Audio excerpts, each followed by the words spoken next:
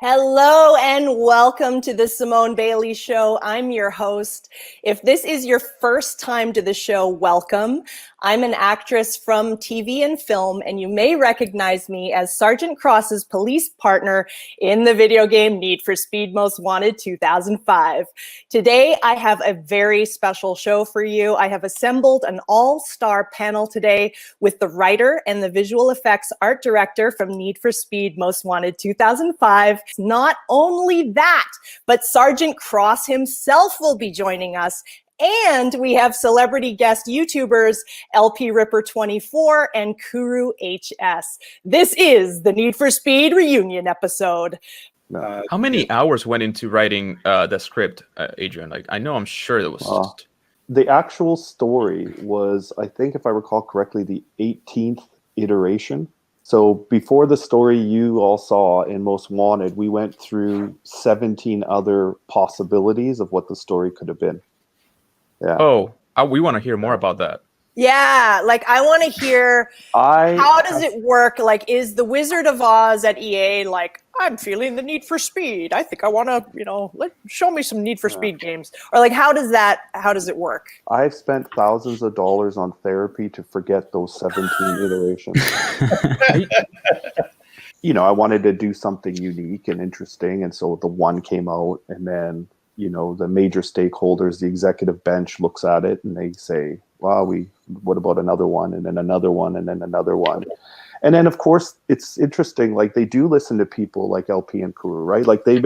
You guys may not know this, and you may not come in and say, hey, let me see, what do you guys think? But they watch, and they look, and they keep in touch with what the community is saying. Yeah, here's a question for you. Why isn't there any direct communication? Why don't they actually get into a talk with us and actually talk about what they're planning with the game, what they want to do, and what's next in the plan, and what do we think about it? Because one thing I can tell you is we as the YouTubers and the influencers, we know exactly what the people are liking right now, what they're watching right now, what they're really interested in, and what they're still coming back to 10, 15, 20 years later to certain games, and what they liked in those games. And I always wanted to have that supportive role where I just tell them, this is what people like right now, this is what people still like, and they would like to see that again. But I feel like that information is just missing in the game development part. And I was always wondering, why don't we have that communication directly with the development team? Because we build our career creating content about the things that the people still like. Every single day I get people in here, why don't we get this again? Why don't we get that again? Why is that not a thing anymore? Well, first of all, I'm not with EA anymore. After Most Wanted, I worked on another game called Black. After that, I actually went external. So I can't say, oh, here's the answer why they don't do that, right? Yeah, no, actually, maybe I can shed some light on that. Yeah.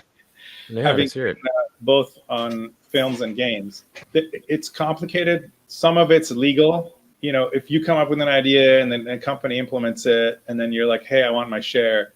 There's a lot of whose idea was it for taking something?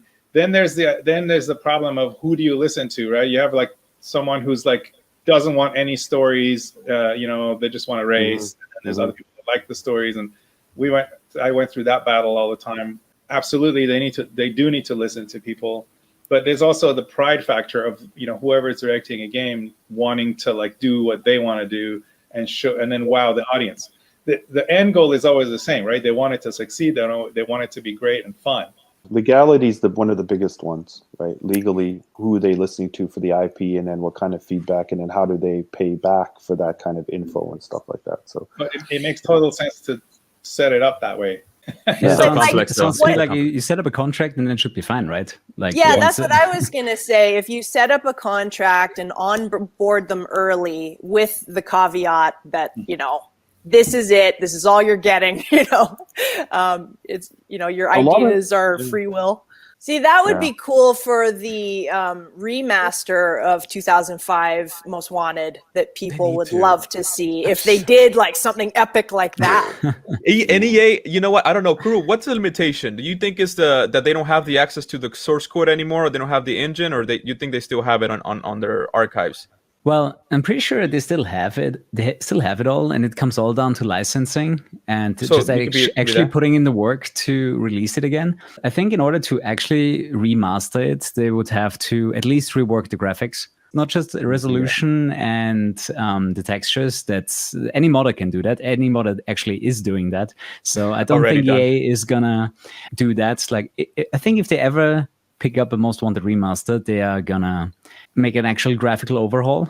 But in that case, I really do hope that they keep the physics the same, because that's the thing that people That's what remember made the it. most, how the game Yes. plays.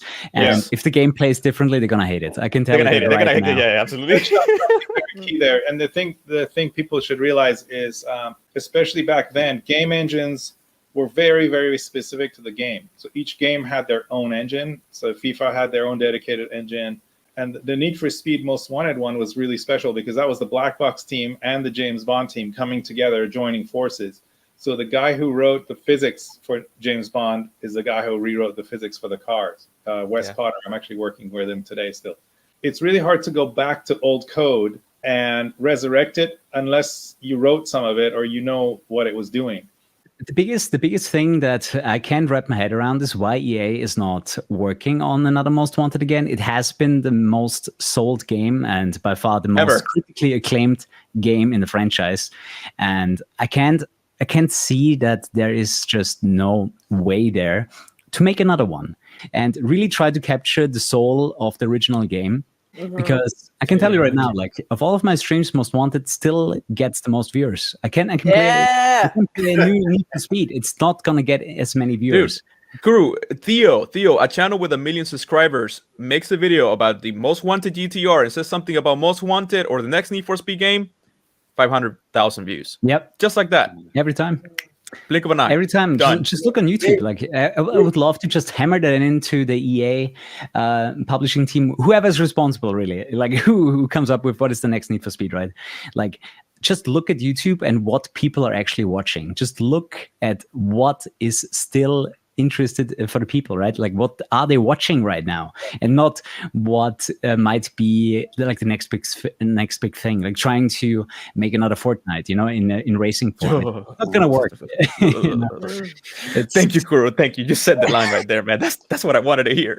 You know what? I hear that. I hear that a lot. Oh, let's make a Fortnite on wheels. Or, I'll walk into a meeting and somebody will say, this is really hot right now. Let's do that and port it over to this. Racing. And I mean, I don't know. I'm not part of EA anymore. I have no idea what their plan is, so I can't speak for them. But I've heard it in other areas where they kind of want to ride the success of another genre and turn it into theirs, right? Yeah, see, that's the thing where I can't follow their what their actions, what they actually do, because they're not going where the money is. They're not going to the parts of the franchise that were successful. They're trying something new, they're trying something different, and they're definitely not utilizing the things that are relevant right now, which is multiplayer. That is why, I want the direct dialogue with EA and even every other racing game studio that I have the pleasure to play their games for like 2 days before I get bored, because it is frustrating at the end of the day. Kuru, so I mean I hear you, because it was Habib who actually, what was it, a couple years ago, convinced me to get on social media, because prior to that, like I said, I was earth crust cooled. That's when I was young. So technology is just not my thing. The minute I came on and I began to realize just how big Simone and my characters were, how big this game was. The one question that I kept getting from Dubai to like Davie Street was, when are they doing another Need for Speed Most Wanted? Why can't they come back? Why won't they bring you back? Why? And it's kind of like, guys, I am not in the boardroom. I have no idea. I mean, once I finish a character, that's it. I'm gone. I'm off to the next thing. And that's why I never knew how popular Cross was. But I still get that question to this day. Why won't they bring back, or why won't they do another Need for Speed? Or at the very least, but we answer that, why won't they do a remastered version of that 2005 game that sold over 18 million copies. It's been 15 years. Yeah, Like, it's overdue, isn't it? Like, it's overdue, bro. Like, look at all these other films that are coming out right now that are getting remade because they want to introduce a new audience to the franchise, but then they want to please these old school fans that are diehard fans of the franchise and the actors. Kuru, there's so many movies right now being The Matrix, dude. When was the last Matrix? Right. Yeah, like 10 years ago, right? 10 years ago, and then all of a sudden it's like, okay, if we make another Matrix, we're gonna blow up the charts and we're gonna get a ton of views, right? And purchases. It makes sense. Because now the thing is that the market that Most Wanted had was 15, 18 million back in the day without social media. But if you bring in Most Wanted to the market with the 15 million plus a new market with social media, the power of social media. Yeah, and the market itself is a lot bigger too.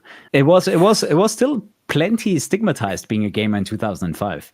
Like, I got it in school all the time. Oh, you're playing video games? You're wasting your time? From my parents, from my grandparents, all the time. Like that has gone away too. Like, I think there's just only one way up, and that is one way, and that is up. You know.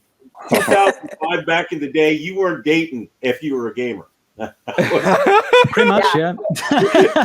I wasn't. I was maybe 14 years old. I was like 13. Well, I was 16, so for me it's a little bit more embarrassing, but yeah, it's true. Oh man, I'm sorry, Kuru. I'm sorry. Hey man, that's how it is. That's how it is. And they're asking us to do that line that Habib actually. Oh, what line is that? I'm not. No, I'm not. Who came up with who came up? That damn line for the last 2 years. I'm not freaking saying it. It's kind of like, and it's like, this is all Habib's fault with that darn. But Adrian wrote. Adrian, did you write the line? You know what? I can't remember. I don't remember if I wrote it, if it was on the day, but I remember we were talked about doing it a specific way. I'm following what happened. So to this day, goddammit, I'm still getting, and everybody's trying to get me to say this freaking line, right there. And I'm not gonna do it. And if I'm gonna do it again, it's gonna cost EA Games a lot of money for me to do it. So I know, but you would if there's a Most Wanted 2, you would be like, okay, fine, I'll say it. That's like, yes. If the let me just say, you didn't want to do it. You didn't want to do it that way, though, right, Dean? Like I didn't want to do it that way. Yeah. Habib made me, you know how many takes we took with Habib, like going, let's try it this way. And it's like I do another. Okay, Demo, why don't we try this? And he's trying to basically gently shepherd me back to that. And by the time I got so frustrated, I just screamed out the damn line and said, "Okay, fine, that's it," and did it. And then one, okay, moving on.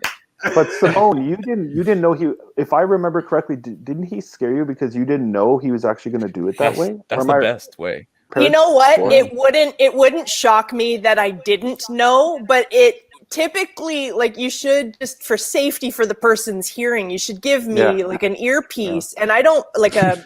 But I think he did legit just straight up yell in my ear. Can you read that? No. Let me see. No, we can't read it, man. Adrian Vershinin.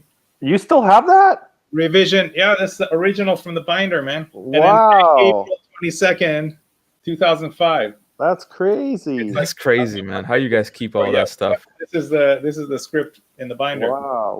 Oh yeah. There's the lines from Mia, from Dean, from Simone. So that script was just finished half a year before release. Finished a half year before release. Yeah, I mean, I think we were still working on it on the day. On the day of shooting, there was stuff being fixed and tweaked and stuff like that. So yeah. Dean and let's see. Simone. That's where you look up and she kicks you out. She kicks you into the ground. I look like a Lego character. Where's your fancy ride? Motion blur in the shot. At that moment. Oh, that's so cool. Razor. It's so unique. This person is saying, I think that Need for Speed Most Wanted 2 is Carbon because it's a sequel game to Most Wanted. What do you guys happen to Kuru? I'll let you answer that question since you play Most Wanted a whole lot more than I did. All right, so here's the thing. The thing with Carbon, it doesn't really revolve around the cops. They are in the game. They basically copy-pasted them. But the game itself, when you play through the career mode, the cops are not really involved. They appear from time to time when you finish a race. Yeah. But in Most Wanted, you had to actively build up a bounty and encounter the cops on purpose to be wanted. While in Carbon, you just did the races, you got the territories, and then you beat Darius at the end of the game. Game over. And in between, sometimes in the races, you found cops, you took them out, and then you moved on with your life. And that is why, for me, it's not a true Most Wanted, because while it has mostly the same gameplay elements on a different world map, the cops themselves were not as involved. Was the airport cut early or late in the development? The airport was cut early, but what was cut later, which broke some people's hearts, was the Alpine area. We're going to have a part with snow. Oh, yeah. Just the drawings of it, but yeah, we ended up cutting that. The question about how the songs were chosen for the game, the fact is they were actually commissioned. So they were custom made for the game, and the marketing team deserves credit there, and the producers, the EPs, going to people that liked the music, that had the vibe that matched the game, and saying, create some songs for us. But not all of them, right? No, not all of them. But a lot of the big key ones that I mean, you definitely commissioned like the Paul Linford chase music, right? Like anything that was like police related, that was just made for the game. Yeah, the in-game music is different than what I'm talking about, the hip-hop stuff. So the in-game music was actually, they did a new thing where they had it ramping up and down based on your police activity. EA had a whole department in LA. That's all they did. They looked for music. They did deals with artists. They looked for new artists. Yeah, they had a whole department. Do you know if they still do that? Because personally, I think the quality has degraded over the years. I don't know. Like when we think back of like anything like black box related, the soundtrack that they used for their games was just on a higher level. They just it fit better, it just sounded better. And to be honest, I don't think it even cost more than what it does now. They just don't really put the time in finding fitting music for the games. There's always like 2-3 songs that are pretty good, but then you have like 10 others that are, what are they doing here? They don't really fit the game whatsoever. Yeah, I don't know, man. I don't know who's doing it, if they still have that setup. I don't know if Habib knows for sure, but I saw another question that I don't know if your fans ask you, Kuru, about where was the Blacklist supposed to be a lot longer? There was all sorts of rumors that Raj or Mia were supposed to be on. I think we did have a longer Blacklist. Actually, we started with Blacklist of 10, and last time on Simone's show, I was revealing. Do you remember, Adrian, why we went to 15? It's because at the time, in the US, they announced the top 10 most wanted terrorist list. Oh, okay. Oh, That's the differentiation in that. Well, that wraps up our awesome show for today. Special thanks to our incredible panel, Dean McKenzie, Adrian Vershinin, Habib Zargapur, LP-RIPPER24, and the boss, KuruHS. Thanks for that. Thank you so much for being here to talk about Most Wanted. I know the fans are very excited to see you. It was really great having everyone here. Thank you all for joining us today. If you want more Need for Speed content, please check out my other Need for Speed videos and actor interviews. You can find those vids and more on my channel. We hope you stay healthy and safe. Keep the faith. Till next time, drive safely, be kind to one another, and keep playing Need for Speed. Take care, everyone. Love you. Bye-bye. Bye-bye.